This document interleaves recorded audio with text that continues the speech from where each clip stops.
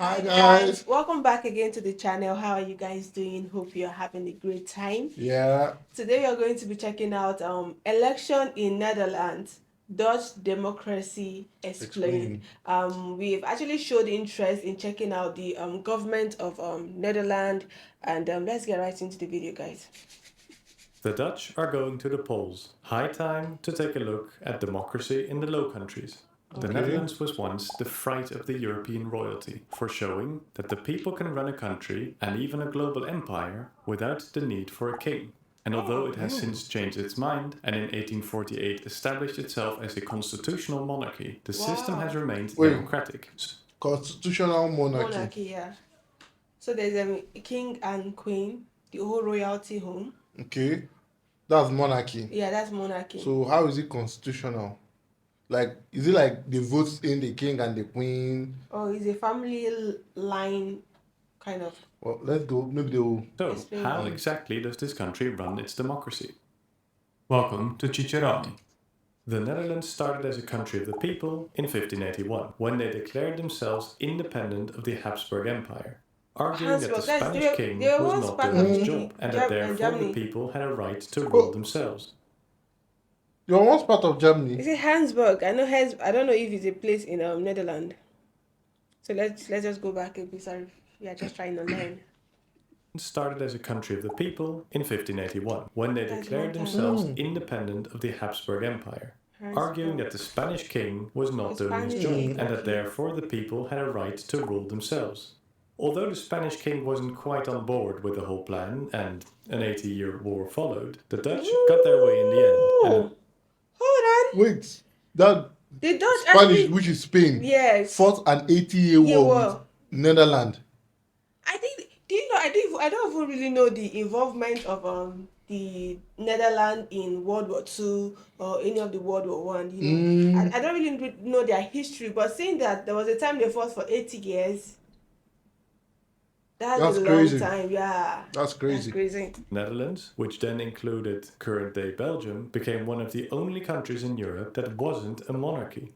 Ooh. The Dutch Republic lasted for about 2 centuries, until Napoleon put his brother on the throne, and then even annexed the Netherlands. France conquered the Netherlands. That's deep history. Yeah. Like, I would really like to know, like, all this war, like how were they fought, like which and then what part the Netherlands took, like what was their stand, you know, how they later gained their independence. Like, there's a whole lot to know about the Netherlands. Actually, there's a whole lot. It's crazy. Into the French Empire. After the Bonaparte brothers lost at Waterloo, one of the winners of that same battle took his moment of glory to rebrand the Republic as his kingdom. And if you thought moving the entire government in and out of Brussels is a new EU idea, then think again. The new King Willem ran his country half the year from Brussels and the other half from The Hague. In 1830, the then southern and northern Netherlands decided it was best to go their separate ways, bringing forth the Kingdom of Belgium in the south and the Kingdom of the Netherlands in the north, both of which still exist in that. I actually thought the Belgium and the Netherlands are just neighbor, country. Me too. I didn't know there was a time they were together and choose to go their separate way. Up to date. Interesting. You have interesting history here. Wow. I didn't know they were together at some point in history. Anytime I hear the Netherlands, to be frank, right, I used to imagine it as that one nation that has never been through any war. Yeah. I'm not gonna lie. Like, I think we're just lost with the beauty and yeah, it came so far. so we didn't check what the ugly parts has happened in the past, the muddy wars, the conflict. You guys have been through it, though. Really interesting. You guys have been through it. But where they were once the rare republic among monarchies, today the tables have turned, as most European countries are now republics, while the Dutch are headed by a monarch. The country has a king, but one that has to stick to the constitution, and nowadays has more of a ceremonial than a political role. Officially, however, the king is still the head of state. The real political power in the country is divided into several layers. Okay. Smallest are the municipalities, which are cities, towns, or groups of towns. The Netherlands has 383 municipalities. While most of these are located in Northern Europe, you might struggle to find the last three. They are all the way over here, in the Caribbean. There are actually 3 more islands here that are part of the Kingdom of the Netherlands, but their place is best explained by CGP Grey in his video. Back to Europe. One step larger than the municipalities, there is a rather unique in-between layer of government. The 21 waterschappen, or water boards. These are some of the oldest governmental institutions in the Netherlands, dating way back to the Middle Ages. You can probably guess what their purpose is. As much as the country consists of human-made polders under sea level, the waterschappen have the very important task of making sure the country doesn't flood and the Dutch don't drown. This water management is often seen as the origin of... You know, we've always been asking, like, how do they do this? Like, I don't even know there's a section that is in charge of doing all of those polders. Like, their job is mainly to make sure that they don't flood. Wow. The consensus-seeking nature of Dutch politics. No matter rich or poor, liberal or conservative, royalist or republican, everyone needed to set aside their differences and work together to maintain the protective dikes, or else all would drown. One step larger again, there are the 12 provinces, 2 of which are called Holland, the name which is also often used to refer to the country as a whole. And apart from some azijnzeikers or mierenneukers, the Dutch won't actually be offended if you call the country Holland. In fact, for many occasions, such as sporting... Someone fornicates with ants. Even in history, there's humor. Like, bro. The Dutch, whether Hollanders, Brabanders, Frisians or the rest, do so happily themselves. The provinces... So there are different provinces in Netherlands as well. Okay, is it like the province, is it like different tribe or different... Obviously, there are different states in the country, but the province doesn't mean different tribes or... You know, I don't think they refer to themselves as tribes over there. Okay, province. Yeah, so, you know... Wow. ...are elected by the people and have several tasks, such as infrastructural development. However, their most known role is electing the senators. Which brings us to the national government. Unlike in most countries, the political power in the Netherlands does not reside in the capital, but here, in the city of The Hague. It all started right here, in the Knights Hall, built in the 13th century. The central power does not belong to the capital. Just where we have our own capital right now, where we know all the power resides in. But over there, the power does not...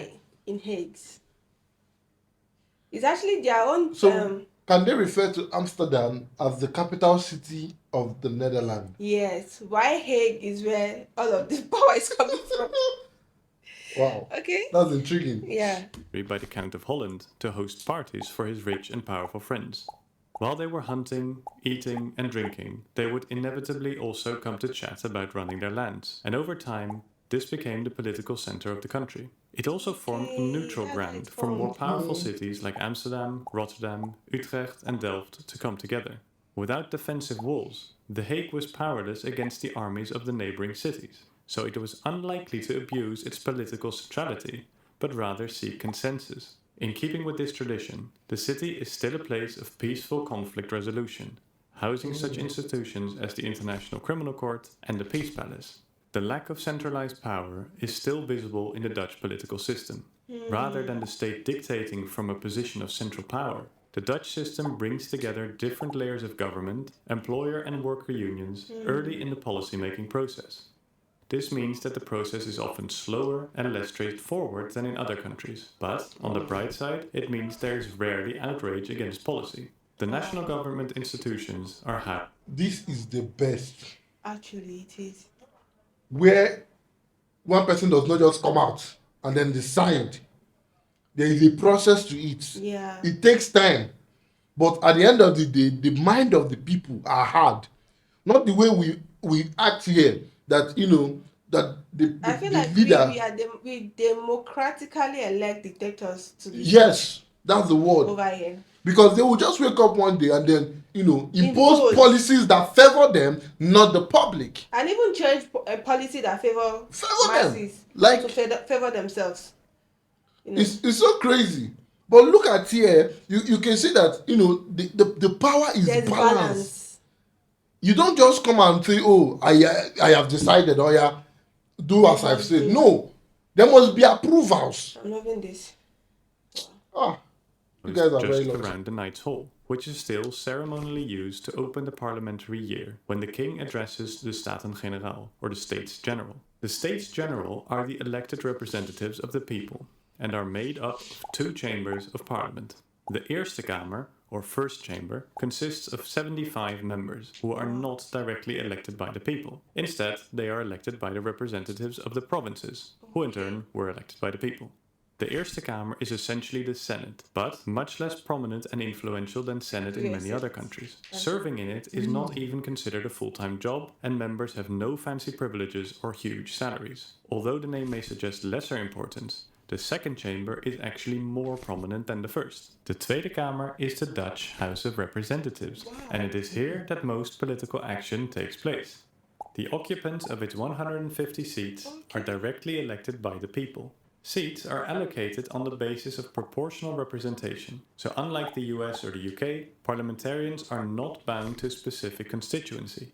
Rather, seat allocation directly represents total national voter preferences. In short, who gets the most votes in the country gets the most seats in parliament. While proportional representation has many advantages, it is sometimes criticized for underrepresenting less populated and rural regions. Elections are held every 4 years, after which the party with the most votes gets to form a government. As it has never happened that a single party won the required 76 seats to rule alone, the country is effectively always ruled by coalition. The cabinet contains mostly 2 or 3 parties, but there have been coalitions of 5 parties in the past. Those that want to rule together need to find common ground and compromise. Because of this, Dutch governments tend to be less outspoken and seek more consensus than those in 2-party systems like the US or the UK.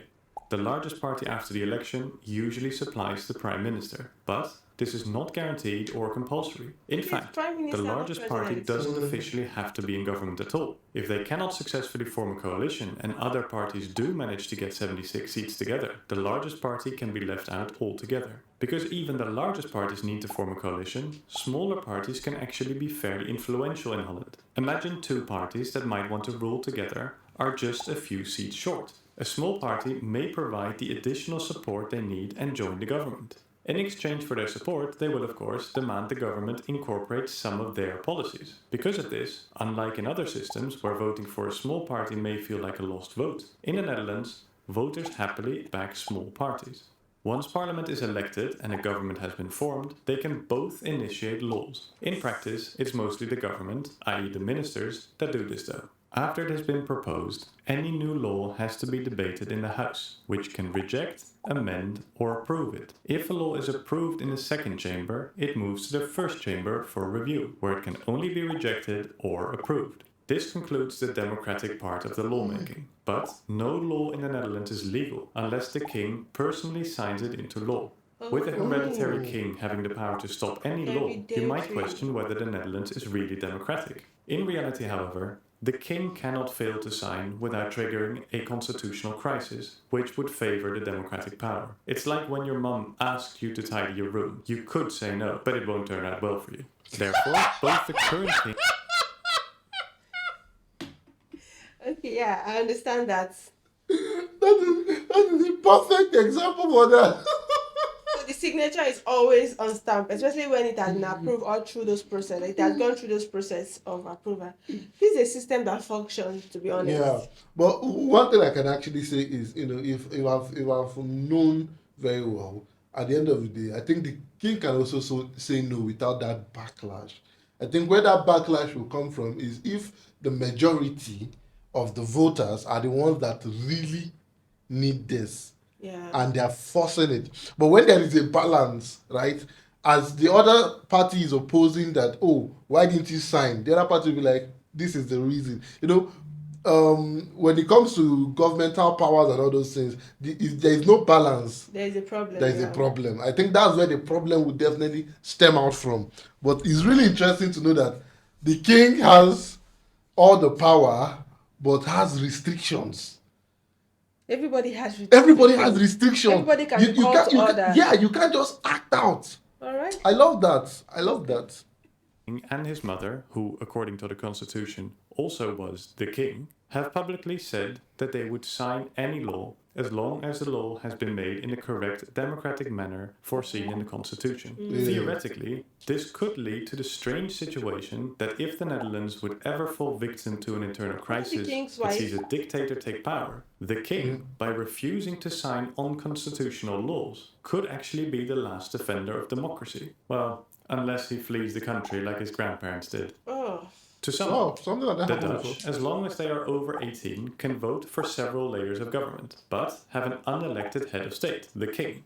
The highest power in the land is the prime minister, who is at the head of the government, which so far has always been a coalition, which is one of the reasons why Dutch politics tend to be one of consensus seeking. The Netherlands has a bicameral system with a first and a second chamber, in which the larger second chamber is much more influential. It is the second chamber, along with the government, that can initiate new laws, which then need to be approved by the House, the Senate, and then signed into law by the King. Interested to see how this system compares to other countries? Watch our playlist on democratic systems and subscribe to our channel. Or maybe even become our patron to help us make more of these videos in the future. So now, how is the election at the end of the day? Okay, we've learned the whole system of government in Netherlands and the whole elected stuff.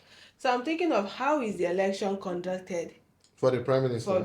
For the prime minister. Is the election usually fair over there? No, actually, this is what they say, right?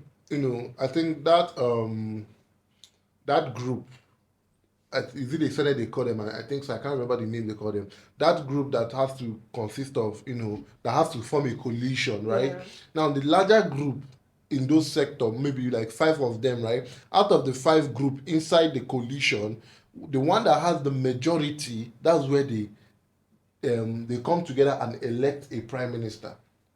Which is why they say that group is always more influential than the other group, and that group is the one in charge with the house, that with the prime minister, to come and together to make laws. The election in Netherlands, okay, I know obviously a date is picked out for elections. So do they actually go to a poll center, or they can actually vote from the phone? From online, right? Yeah, online, yeah. So I want to know, because over here we actually make a mess of our election. Yeah, the debate is still very ongoing. We go to a center, obviously allocated center in different states, and cast votes. But at the end of the day, you see rigging, you see chaos, and all of that. Disappearance of votes. of all of those things. So I want to know how on the day of voting, how does it work? Is it like you vote online, or you go to a particular place and cast your vote, and all of those things? But seeing together, I love the fact that everybody is accountable for something. Yeah. Unlike the way we practice here, nobody is accountable for anything. It's funny that over here, right, there was a system created for accountability, but that system over the years has been corrupted. Yeah. You understand? So it's no longer is non-existent. So, but I love the fact that over here, it's not a place you can amass that power without having to let it go at a certain point. Yeah. So which means you have to do the best. And he said the prime minister mostly ruled for 4 years. 4 years. So after 4 years, can he be democratically elected again? And how many tenure can a prime minister hold for a lifetime? Because I know over here we actually rule for 2 times. You can rule the first time 4 years, the second time 4 years, that's 8 years in a lifetime. So I want to know, how many times can a person rule per tenure? Let me know what you think about this in the comment section. This was truly informative. I will see you on my next one, guys.